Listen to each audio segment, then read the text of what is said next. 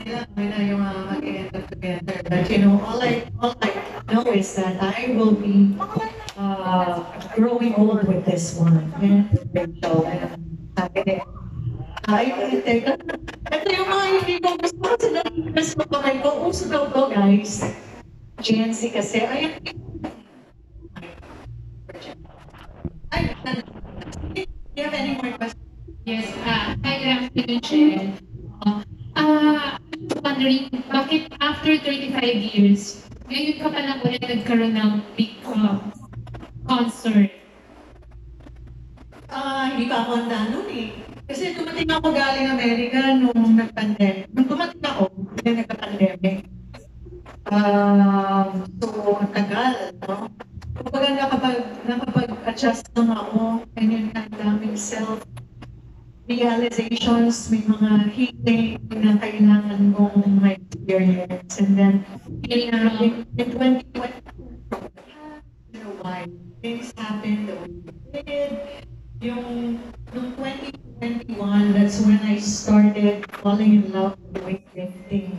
So, yun yung mga barbells, nasa gym ako lagi, and then 2022, same pa rin. 2023 was, yun na yung cycling and running, yun yung mga yun. So, ang dami kong, kumbaga, pinagtagpi ko muna lahat ng mga gusto ko palang mga gawin. And then, put it all together, and that's why it is only happening now. And plus, mas maganda yung 35 years. Parang feeling ko mas ano. And ito, director na magaling na. Pero hindi ko ano ba yung mga pinagdaan mo in the past that maybe parang ano ang dami mga bukod? Yes, of course. Lahat naman yung love. So, you know, the first time I fell in love was with my first boyfriend at the age of 17, and I had a baby with him. Nung 20 ako, and I don't think both of us were ready. You know, and well, he's 5 years older than me. He has his own family now. And, but, you know, we have a 29-year-old son. Pero, tandaan yun, lumaki rin yung anak namin. So, may sarili rin mga healing na kailangan daanan yung aking anak habang lumalaki. So, naniniwala ba kayo na kapag tumatanda ang parents natin, somehow, in a way, nag-grow tayo with them as their children. So, ganun din nangyari sa amin. So, kung merong mga issues, we have to correct them. You know, and then I fell in love again with Casey, of course, who is happily married now. And meron din kailangan din mga self-realizations, mga reflections na kailangan ayusin. And then, yun na nga, kada may love, laging may fear, diba, may distrust. And I realized na I had to love myself. In yung 5 years na wala akong boyfriend, na-realize ko rin na hindi naman maganda, hindi rin ako mag-heal kung wala akong boyfriend habang nag-heal ako. Kasi iba pa rin yung talaga kung maganda practice. Yung ganun. So, that's when I realized that I can, I'm in a relationship. And sabi ko nga from the start, lahat talaga nag-evolve sa LOV, sa love talaga. Yung love for myself, love for myself, diba? Yung love for my craft. Kung hindi ako buo, maapektuhan pati yung trabaho, diba? Pag buo ka, inspired ka, whether hindi kayo masyado okay ka parang gano'n na you can compartmentalize everything na ito yung hindi kami okay ng boyfriend ko or partner ko pero yung business ko is going well. Kailangan hindi maapektuhan yung business, kailangan hindi maapektuhan yung trabaho kasi hindi sila kailangan magkakadikit lahat. And hindi mo pwedeng i-throw away yung meron mo dahil hindi mo kaya i-control yung emotions mo. So yun yung ibig sabihin. Na parang nag-connect na ba ng talaga this no 2024. Once in your life ba, Miss Jen, natanong sa sarili mo, kasi sabi mo nagkaroon mga self-reality. Natanong mo ba kung ano ba yung naging pagkakamali ko in the process, bakit nauwi sa ganito yung lahat? Lalo lang ang bata na nakadepende ako sa, yung happiness ko nakadepende sa tao ko. So kapag hindi pa rin sila buo, and nag-iba sila, guess what happens? Pwede ikaw mo. Kasi nakadepende yung happiness mo sa iba. Sabi nga nila kahit sa ating mga anak, which is hard for me, that they love my children so much more than life itself. But I also realized na yung 29-year-old kong anak, hindi ko siya makakontrol kasi adult na siya eh. So, thank God for yung time na tumira pa sa Amerika for 6 years, nagkaroon kami ng bonding, and nakabawi ako sa panahon na puro trabaho lang ako and lumalaki siya and I wasn't able to spend time with him. So, ito yung journey na hindi ko talaga hindi ko makakalimutan. Yung pinakamahirap na journey para sa akin is yung pagiging nanay. Kasi pag hindi naman tayo ready lahat maging nanay, di ba? Minsan talagang pumuntis ka, kahit sabihin mo, nagbasa ka ng libro, iba pa rin. Iba pa rin yung ginagawa mo, pinapractice mo yung pagiging nanay. So, nung na-realize ko lahat yan na mahirap yung may attachment sa lahat, lalo na sa tao, na kailangan ko, I had to look inward and I had to love myself more. You were saying na naging kayo ni Jeffrey before. Tama ba? Or paano ba? Or nag-interpret? Ikaw? Nag-start the pandemic when we started together, especially na Boracay kami. It was very innocent na nasa beach kami during the beach. Nakatulog siya ng more shorts ako. So parang pag-post namin, yun na nag-blow up na siya over the internet. Na parang, uy, bagay sila. But it was a very innocent, walang mali siya na post. Parang may ganun, organic na I guess, I love it. Pero during your younger years, never kang nanligaw kay Jen. Yun yung binasa. Lahat kami nagligaw. Lahat kami binasa. Parang kami binasa. Parang ang una nanligaw sa Tony.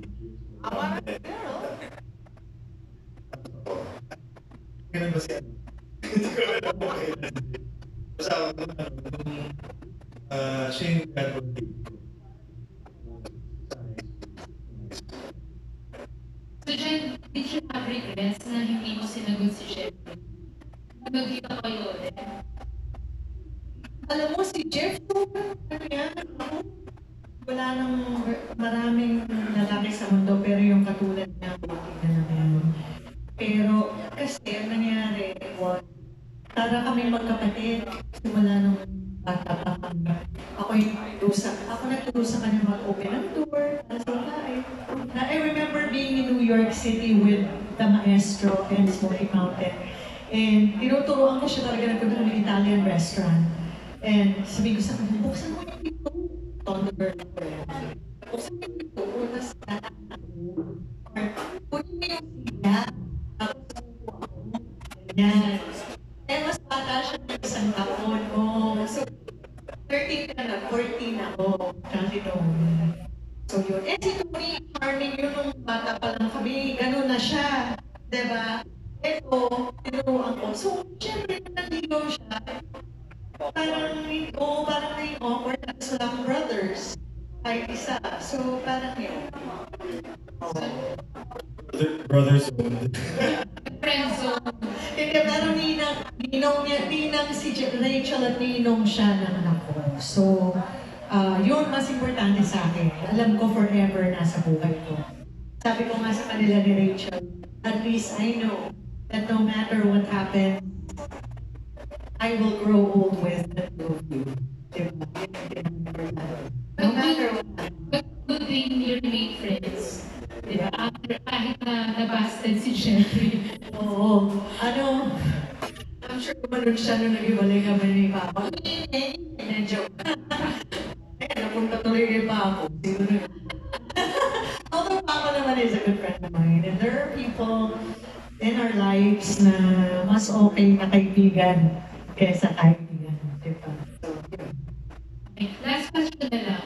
What's the most important lesson you learned in life that helped you evolve as whoever you are?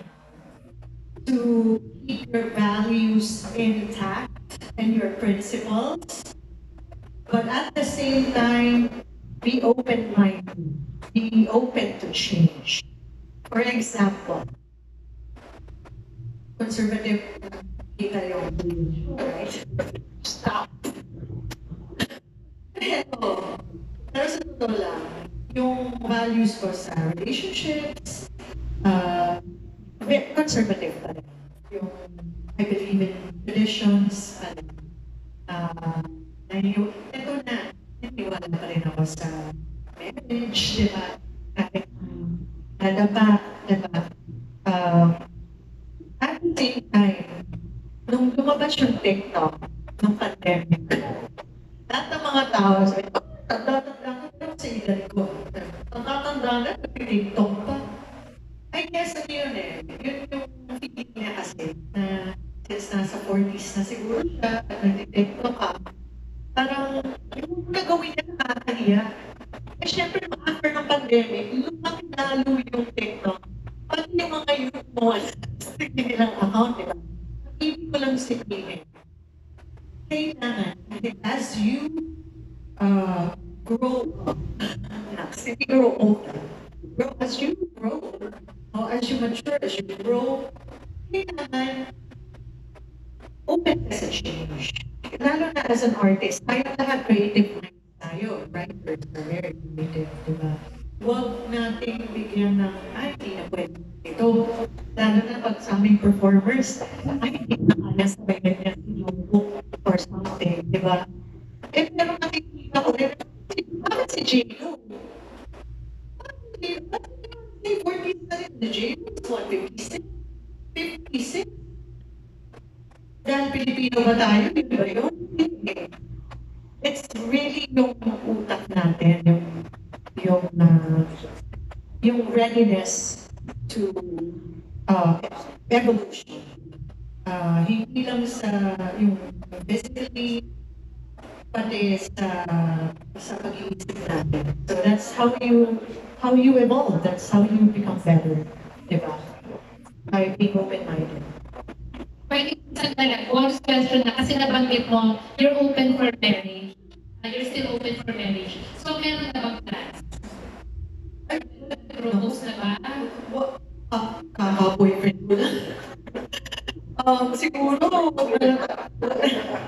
nag-react ito with brother. No, hindi yung nagmamanibilis.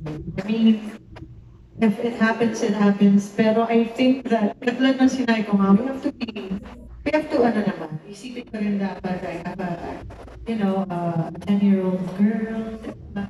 So, kailangan mahal lahat about me and talagang sigurado, diba?